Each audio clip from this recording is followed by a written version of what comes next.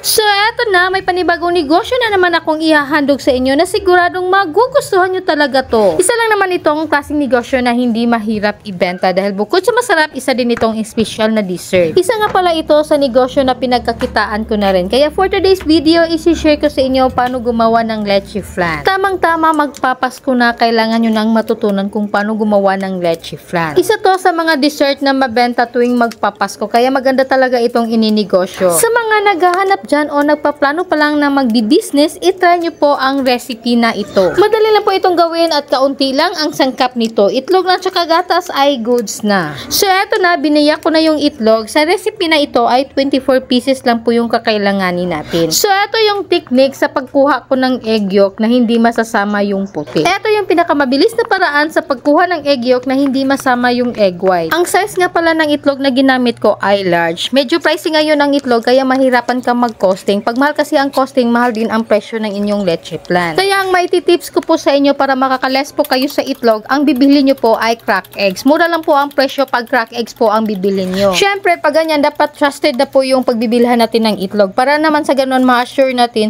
nga goods po ang mga itlog na ibibigay sa inyo. Sa 24 pieces na egg yolk ay maglalagay lang naman po ako ng 2 latang kondensada na ang sukat nito ay 390 grams. At para magiging creamy po ang ating leche flan, so maglagay lang po ako ng 3 latang evaporated milk na ang sukat nito ay 360 ml. Para lalong sumarap ang ating leche flan, syempre lagyan po natin ng 2 teaspoon na vanilla para magkakaroon po ng flavor ang ating leche flan. Ito lang naman po ay optional. Nasa sa inyo naman po kung lalagyan nyo ba o hindi. So ayan na, naihalo na po natin yung lahat ng ingredients. So kailangan po natin i-mix natin ng maigi yan. So pagkatapos po nating maihalo ang lahat ng ingredients, so kailangan po natin yan salain ng 2 beses. Kailangan kasi natin salain yan para magiging perfect po talaga yung ating leche flan pag maluto na. So pagkatapos pong maisala ang ating leche flan, so isi-set aside muna natin yan dahil dito muna tayo sa lanera. Sa lanera naman ay naglagay po ako ng 2 kutsarang asukal na puti. Dito po ako sa lanerang ito magkakaramelize sa aking asukal. So isasalang lang po ito sa mainit na apoy para naman sa ganon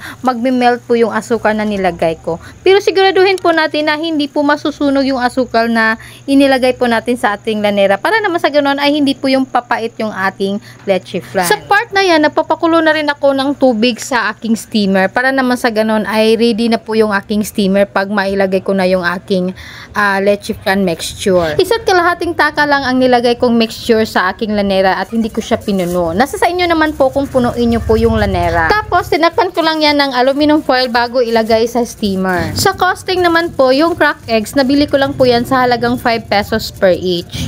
So, 24 pieces po na egg ang ginamit po natin. So, nag-costing po ako dyan ng 120 pesos. And then, sa aluminum foil naman po, nabili ko naman po yan ng buo at tapos konti lang po yung ginamit ko. Nag-costing lang po ako ng 2 peso. And then, yun sa gaas naman po, hindi naman po maluluto yung ating leche flan kung wala po yung gaas.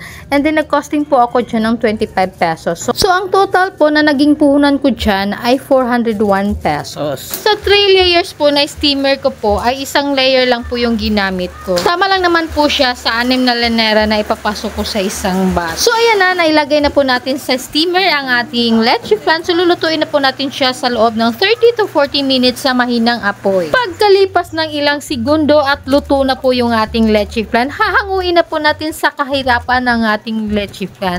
So, papalamigin lang po natin siya sa loob ng ilang minuto. At pagkatapos, i-unmold na po natin dahil isasalang na naman po natin yung natitira nating mixture.